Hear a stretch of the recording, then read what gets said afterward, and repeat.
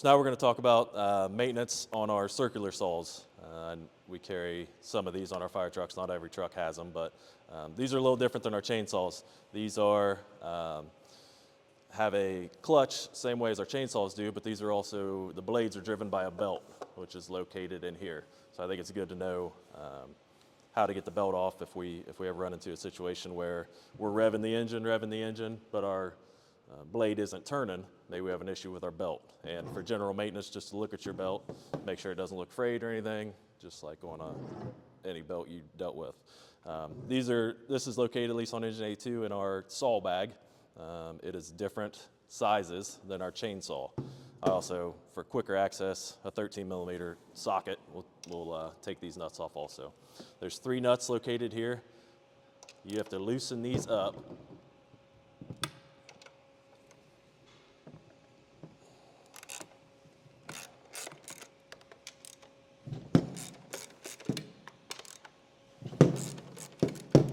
So we loosen all 3 of these up, and then you see this screw right here. This comes off. This is how we get to the cover, at least to one part of our belt, to look at it if we have any issues with it. So that pops off, and here's your belt. It'll go back under this cover also. But just for simple maintenance, if you're checking it on Fridays and you just want to look at the belt to make sure it looks good, you can do that. So we can spin it, and we can look at the belt, make sure there's no frays, no nicks out of it. It's not looking worn or anything. It's in good condition. If we need to replace the belt, you're gonna have to take these all the way off. So you take these 3 nuts all the way off.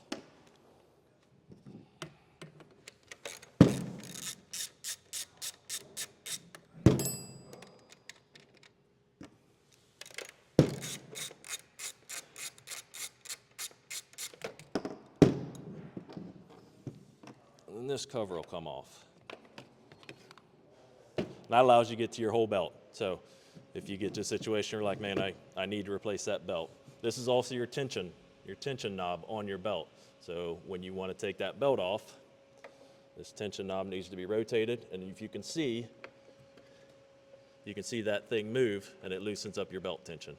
So that gets clicked down, and then your belt, you'll be able to slide that off easily to replace it. Once you're done, just make sure you tighten that back up and make sure that moves back and you've got good tension on your belt. It's kind of tricky to put this back on. This is a little harder than chainsaws to get back on, just to get it fit right. Kind of have to get the bottom into position first.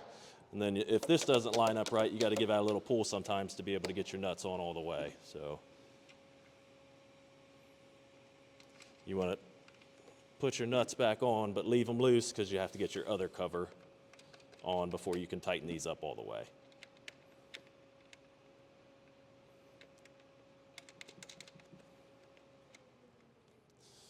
This cover here slides in behind that cover. Fits on there. You can tighten this nut back up.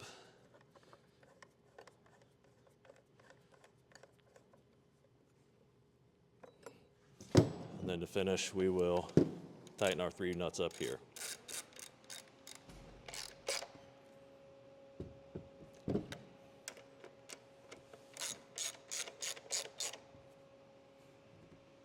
Like I say, same as the chainsaw.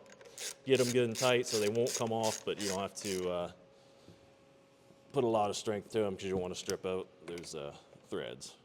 And you just check them all. Once you get them all tight, then pull on to make sure you have it in the right position. This little water line gets clipped back in here on this one, and you should be good to go. To get to the spark plug on this one, there's a little cover right here, right above your on-off switch. In between your decompression button and your on-off switch. Thread that out, and there's your spark plug. Same as the chainsaw, you can thread that out, look at the spark plug if you're having issues starting it. Just look at the color of it, make sure it's a good light whitish color. Make sure it's not black and fouling or anything.